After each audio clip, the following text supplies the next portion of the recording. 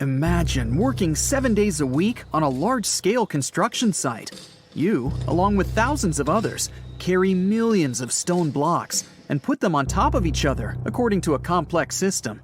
You work without modern construction equipment. You have no air conditioning or constant access to water. It's so hot outside that you can fry eggs on the road. You've been building the pyramid for decades, and now, when it's finally done, you enjoy the result of the colossal work of thousands of people. You're looking at a giant cultural monument of global value that will freeze in time and amaze people for tens of thousands of years. A few thousand years have passed. People in the 21st century see the pyramids and are like, "Wow, I can't believe humans have built this." Yeah, the people who built the pyramids wouldn't have appreciated such a theory. But actually, there are reasons to believe that people built it using some fantastic technology. From the outside, it seems the Great Pyramids are just big triangles of stone.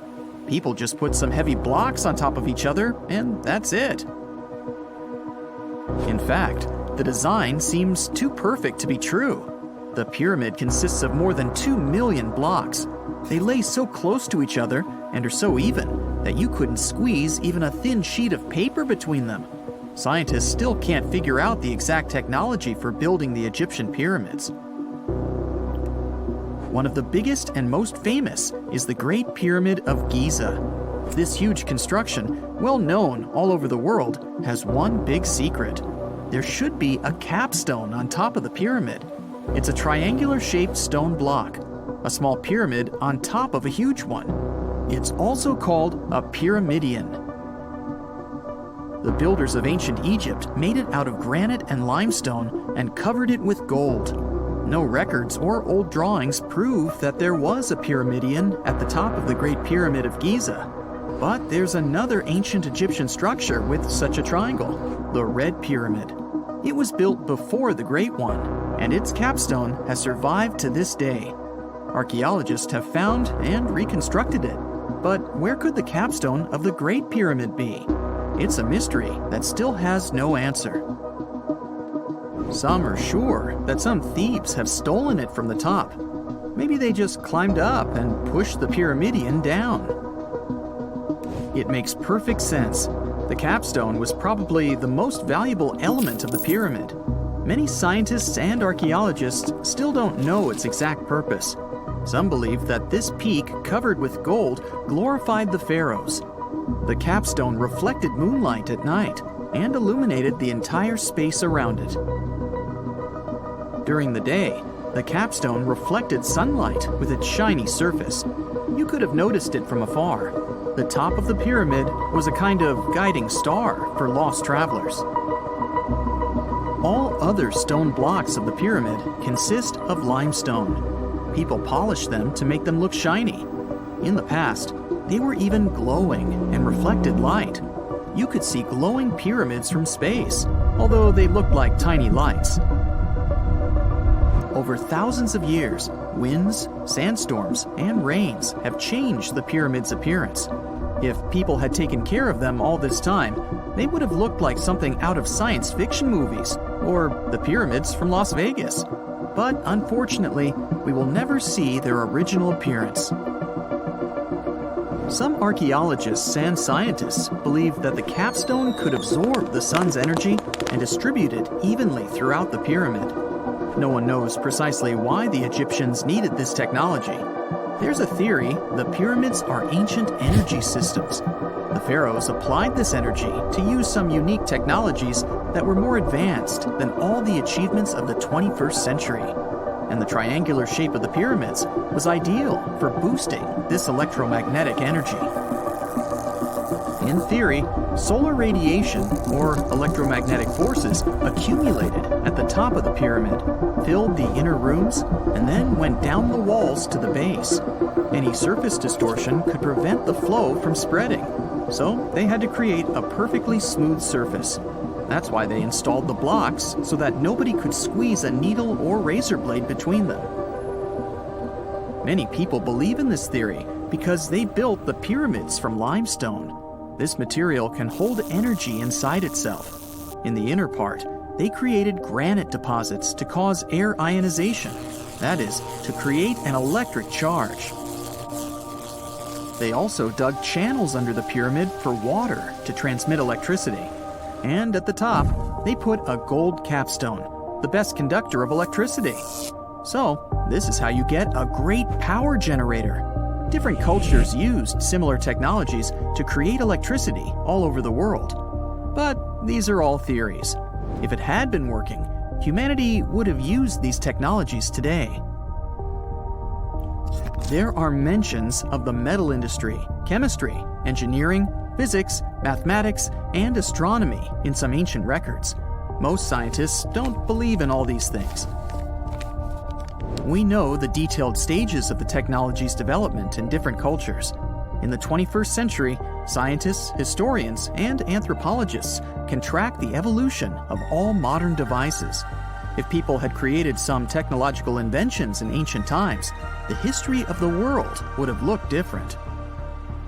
Perhaps all the achievements of antiquity could have been wiped off the face of the earth by global cataclysms, and it can happen to us. Just imagine how people would dig up a laptop in 5,000 years. Perhaps they wouldn't understand what kind of device it is. Another Egyptian wonder surrounded by mystery is the statue of the Sphinx. The Egyptians carved it out of a single massive piece of limestone about 4.5 thousand years ago. But scientists still don't know the exact date of its construction or who built it. People painted the Sphinx in different colors, so it looked much brighter and more vivid in the distant past. It was shining just like the Great Pyramids. Anyway, time hasn't only changed its appearance, but its name too. Initially, the Egyptians called it Hore-Mekhet. The Greeks renamed it the Sphinx about a few hundred years after it had been built. The Sphinx emphasized the greatness of the rulers of Egypt. It also performed a symbolic function of a watchdog guarding the tomb of the pharaoh and the paths leading to it. This version sounds realistic, since archaeologists have discovered many secret entrances at the foot of the Sphinx. Perhaps these rooms and intricate tunnels lead to underground halls with treasures. And treasures don't always mean gold and jewelry. According to legends and theories, the Sphinx guards the Hall of Records, the storage of all humankind's knowledge. The information about the ancient mythical state of Atlantis could be there.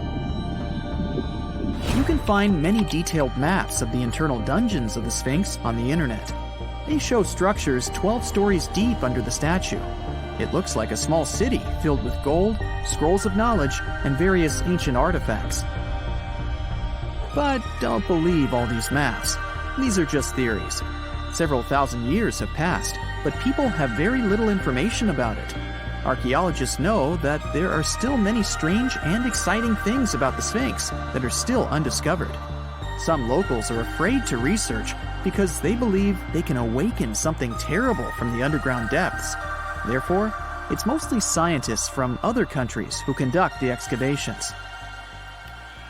In 1998, scientists discovered strange tunnels leading to empty rooms under the Sphinx. They realized that some people tried to get there through tunnels in the past, and maybe those people took all the treasures that were there. One of the legends says that some powerful artifact lays beneath the Sphinx. Its technology can change the whole world, but the locals are hiding it because it can damage the planet. Some believe that you can find evidence of unknown technologies painted on the granite walls in the pharaoh's tombs. But most likely, these paintings and signs tell us the myths and legends of ancient Egypt. But what if Egyptian symbols and drawings are detailed instructions for using ancient technologies? What if the locals that lived at that time thought, people in the future won't be able to get energy themselves. Let's leave some detailed instructions for them. Anyway, there are many riddles and theories. In reality, the search for answers is a dangerous undertaking, since it's not easy to get into the underground halls. Excavations can ruin the structure of the entire Sphinx. Any person inside the tunnels may get lost and never be able to find their way back. Besides, it costs a lot of money. Now, what would be awesome is if people could invent some device that could scan underground areas and show their detailed models.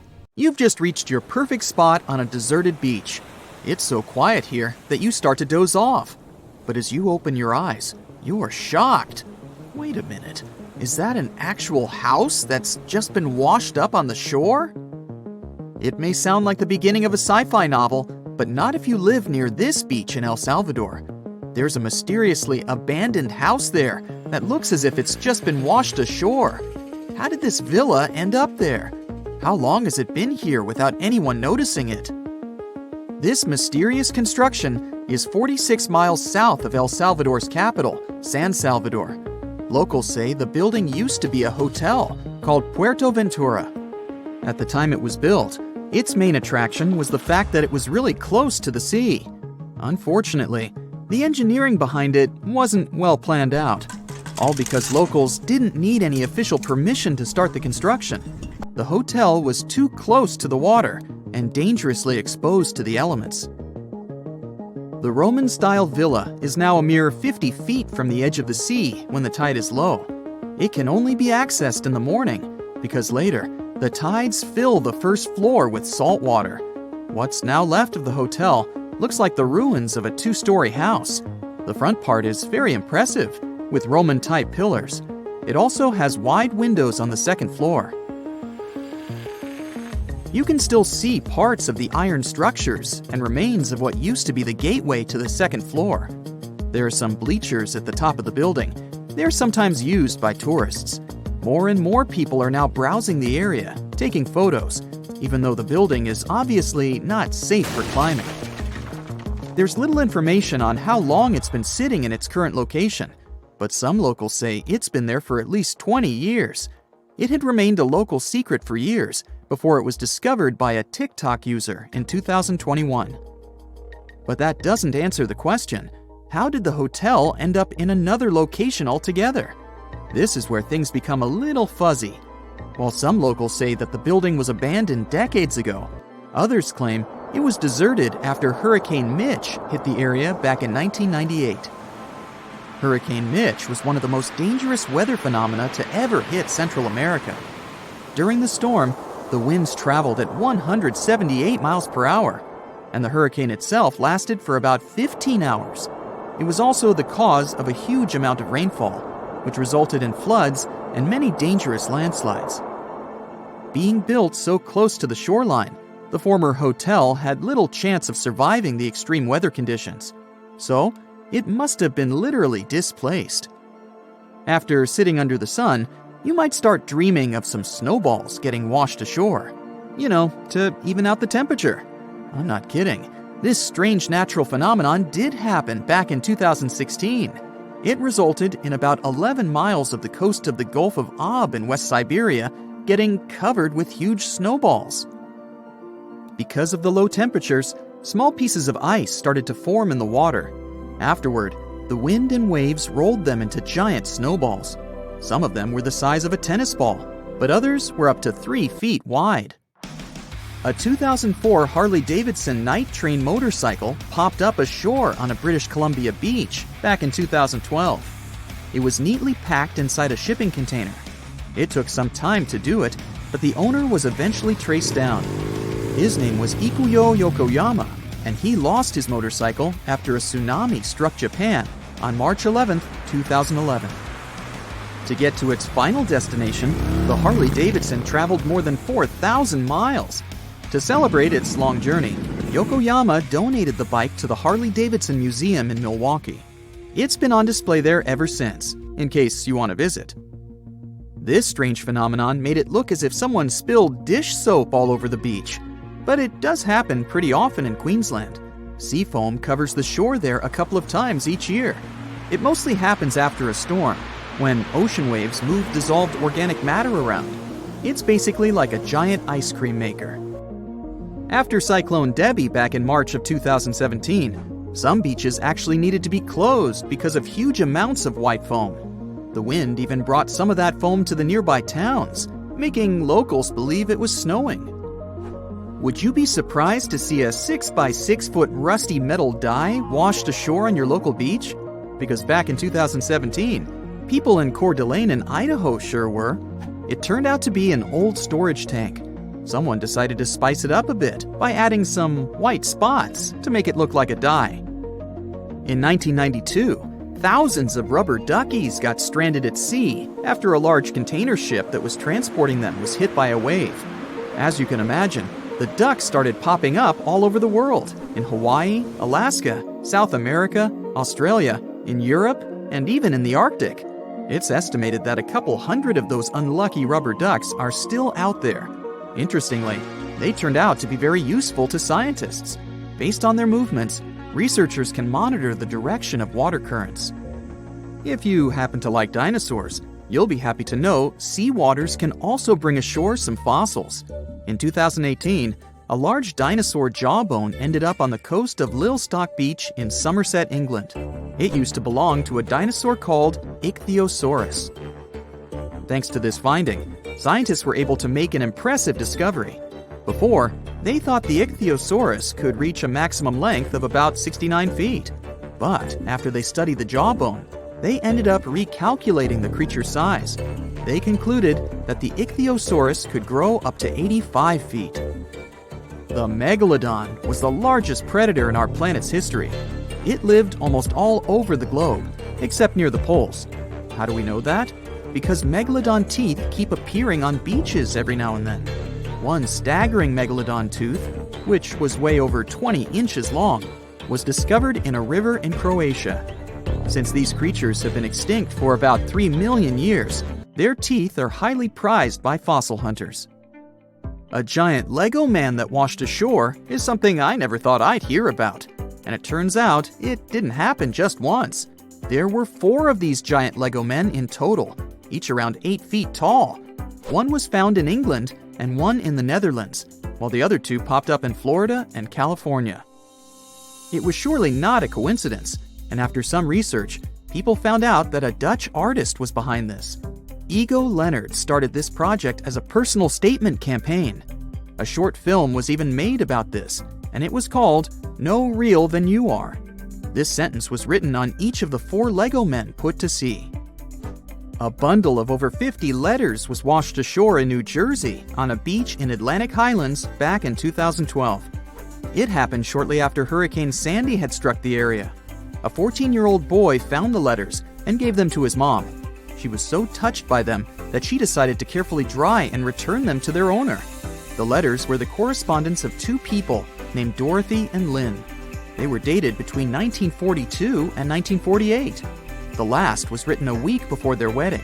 With the help of an online genealogy site, the woman reached Dorothy and returned the letters to the 88-year-old woman who was living in a retirement home.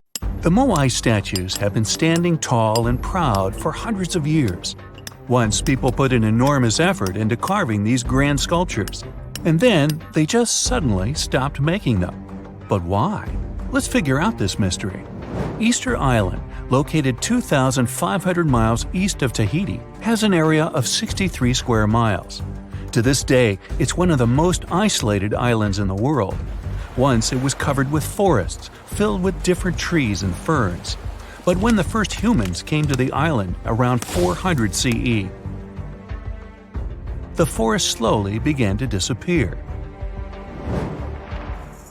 And starting from 1250 CE, Moai statues began appearing all over the place. People made them from different types of rock: compressed volcanic ash, basalt, trachyte, and red scoria. As it's a volcanic island, these were all the ingredients the creators of the statues had to use. And once the builders completed their work, they covered the statues with pumice. The faces of the statues are different, but they all have distinct expressions with heavy brows and large noses. Their arms are carved into the body. Some have hats on top of their heads. There are nearly 900 statues all over the island. They differ in size. The average height is 13 feet tall, and the largest ones reach 33 feet in height and weigh up to 82 tons. Because the statues have so many different faces, there are theories that they represent and honor ancestors, chiefs, and other important people who lived on the island. But without any clear evidence, it's almost impossible to figure out the true purpose of the moai. Once they stood beautifully along the coast, watching over people in settlements, and their backs faced toward the spirit world of the sea. When Europeans first discovered the moai statues in the 1700s, many of them had already toppled over, and the construction of statues had stopped way earlier than that. Huge amounts of effort were put into making these things. Expert craftspeople spent a great deal of time slowly carving the statues with basic picks. A team of up to 6 people would work hard for an entire year to make just one statue. Then they often had to transport it to its special place on the island, as far as 11 miles. With the help of carbon dating, experts have managed to figure out that the statues started to appear in 1250 CE. And then, suddenly, in 1500 CE or so, the process just stopped. The creators of the statue just left their stone chisels where they were last used, and only a quarter of all the statues were actually placed where they were supposed to be. Half of them still remained in the quarry, while others were left on the ground mid-transit.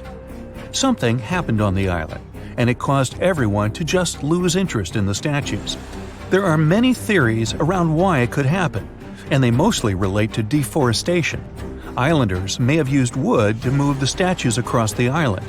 They possibly did this with the help of sleds and ropes, or even used logs to roll the statues or canoes to float them.